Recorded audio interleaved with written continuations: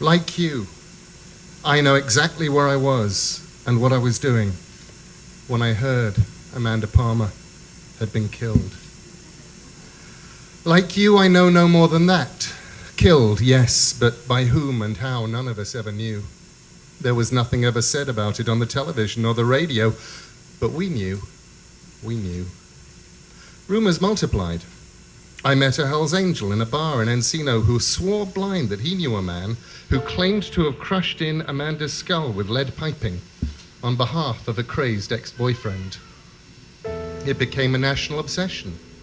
Who killed Amanda Palmer bubblegum cards were traded and traded again in schoolyards across America.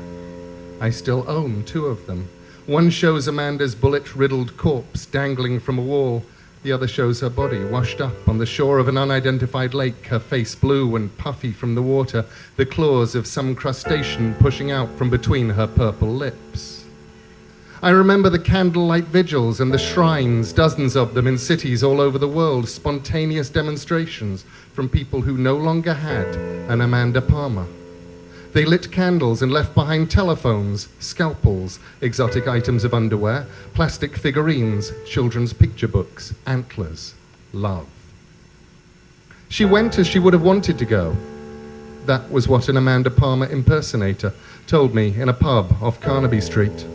Much later that night, voice slurred by alcohol, the man confided in me that he was certain that the real Amanda Palmer had been abducted by beings from a higher vibrational plane, and that the pictures of Amanda's death were not fakes pasted up and airbrushed in some back alley photographic studio, but actual photographs of the deaths of sister selves, creatures grown from Amanda Palmer's own protoplasm.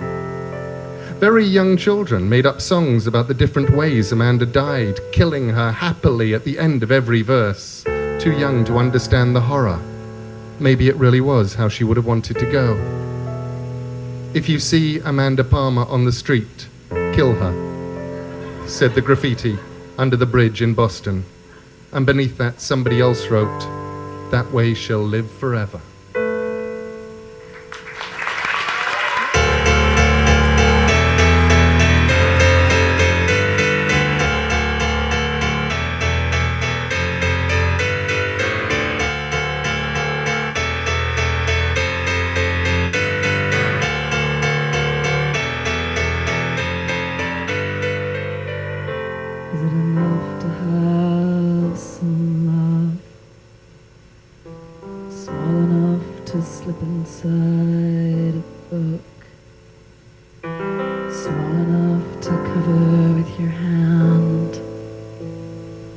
Because everyone around you wants to look. Is it enough to have some love? Small enough to fit inside the cracks. The pieces don't fit together so good.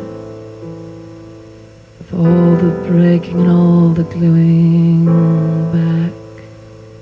And I'm still not getting what I want. I want to touch the back of your right arm. I wish you could remind me who I was, because every day I'm a little further on.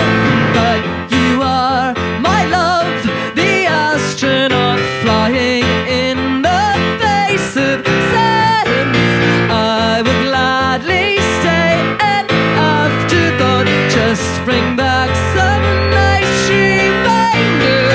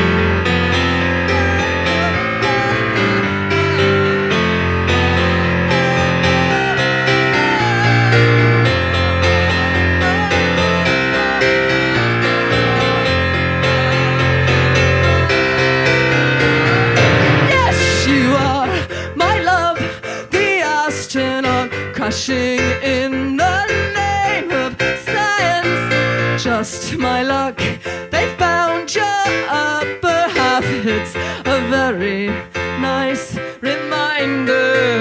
It's a very nice